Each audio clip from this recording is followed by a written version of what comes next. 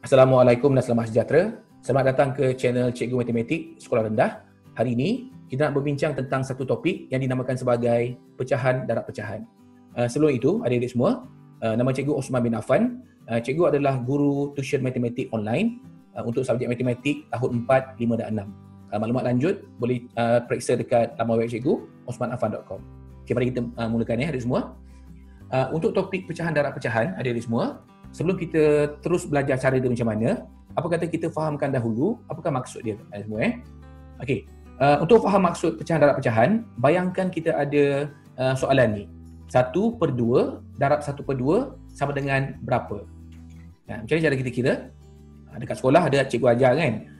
Pengangka darab pengangka, penyebut darab penyebut. Jadi 1 darab 1 sama dengan 1, 2 darab 2 sama dengan 4. Jawapannya adalah 1/4.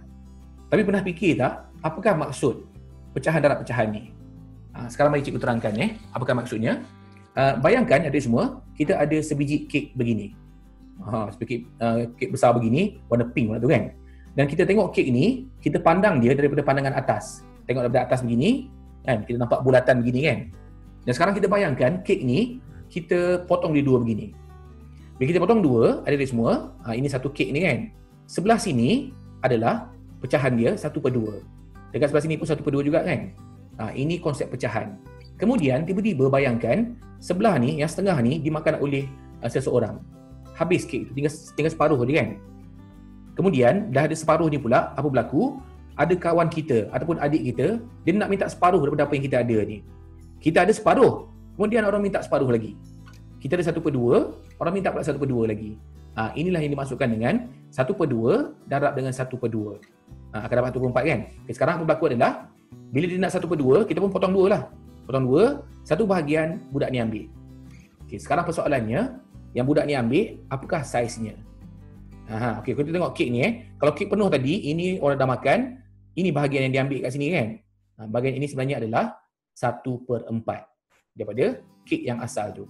Jadi ada semua, kalau siapa korang faham 1/2 darab 1/2 sama dengan 1/4, inilah contohnya Right, sekarang ni setelah kita faham konsep ini, mari kita belajar cara nak melukis ataupun menggambarkan pecahan darab pecahan menggunakan gambar rajah. Okey, lagi sekali semua Ini kita tengok tadi 1/2 darab 1/2. 1/2 ni adalah ini pecahan dia yang tinggal tadi tu. Setengah je kan. Kemudian kita nak ambil 1/2 daripada setengah yang ada ni. Jadi semua kita keluarkan ini adalah 1/4. Ini asalnya. Macam mana kalau kita nak faham tentang pecahan darab pecahan. Okey, untuk itu lebih bagus lagi sekarang ni kita belajar cara nak buat dia punya gambar rajah Bayangkan kita kena kira ataupun kita kena lukiskan gambaran 1/3 nak darab dengan 1/2. Macam mana nak buat? Jawapan senang kalau kita kira kan. 1 darab 1 sama dengan 1, 3 darab 2 sama dengan 6. 1/6. Macam mana cara nak bagi nampak dalam bentuk gambar rajah? Okey, mari kita mulakan Kita ada 3 langkah saja. 3 langkah. Langkah yang pertama, kita ada pecahan 1 dan pecahan 2. Ini pecahan 1, ini pecahan 2. Ada semua Kemudian ada semua, langkah ini baru dia punya asas lah Langkah pertama apa kita buat, dinamakan sebagai operasi pecahan 2. Ni pecahan 2 ni. Apa yang kita buat adalah lukis gambar rajah pecahan 2 dahulu. Okey, pecahan 2 ni 1/2 kan. Jadi mari kita lukiskan satu petak begini. Kemudian kita pecahkan dia pada 2 bahagian. Ada 2 bahagian. Kita nak lorekkan dia. Berapa bahagian kita kena lorek? Cuba tengok, 1/2. Kena lorek yang pengangka dia ni 1 kan. 1 bahagian saja. Jadi ini rupanya 1/2. Dapat Ini langkah yang pertama. Langkah kedua apa kita buat? Operasi penyebut pecahan 1. Pecahan 1 ni operasi penyebut dia ni. Penyebut yang bawah ni kan 3 ni. Jadi apa kita buat? Yang 3 ni kita ambil balik lukisan ni tadi, kita bahagikan kepada 3 bahagian yang sama besar. Kenapa 3 bahagian? Sebab ini nombor 3. Jadi kita pecah kepada 3 bahagian 1, 2 dan 3. Dapat 3 bahagian. Habis langkah kedua. Langkah ketiga, right? Sekejap. Kalau siapa yang kurang pasti kan, dia kata, cikgu, yang 3 bahagian tu macam mana? Dia tak nampak rupanya macam mana kan? Ini 3 bahagian tu. Ini 1, 2 dan 3. Itu rupanya. Ada semua Right. Sekarang ni langkah terakhir. Langkah terakhir dinamakan sebagai operasi pengangka pecahan 1. Tadi penyebut, sekarang pengangka pula. Pengangkanya 1 kan? Jadi, kita lorekkan 1 bahagian daripada 3 bahagian tersebut. Okey, kita ada 3 bahagian tadi. 1, 2, 3. Loritkan satu bahagian sahaja. Habis dah. Itu saja tugas kita. Dan soalan terakhir adalah, berapakah jumlah bahagian berlorit yang bertindih? Tengok, berapa banyak kawasan yang bertindih sekarang ni? Nak bagi mudah nampak, apa kata kita besarkan dia? Kita besarkan. Cuba tengok. Ini bertindih kan? Ini bertindih satu. Ini bertindih ke tidak? Tidak. Ini langsung tak ada lorit. Ini tidak bertindih kan? Jadi satu sahaja yang bertindih. Kita letak satu. Ada berapa bahagian semua sekali sekarang ni? Yang setelah kita bahagikan dia. Ada 1, 2, 3, 4, 5, 6. Jadi 1/6. Jawapannya sekarang adalah 1/6. Dapat semua Okey. Kalau rasa kurang faham, jangan risau. Mari kita cuba satu lagi contoh. Ada semua? Okey, sekarang ada semua. Apa kata kita bagi soalan ni pula? Kita ada 2/3 darab dengan 3/5. Macam mana nak buat? Kalau kita gunakan cara biasa, kita darab 2 darab 3, 6. 3 darab 5, 15 kan? Macam mana cara nak tunjukkan dalam bentuk gambar rajah? Okey, mari kita mulakan Okey, seperti biasa, kita ada pecahan 1 dan pecahan 2.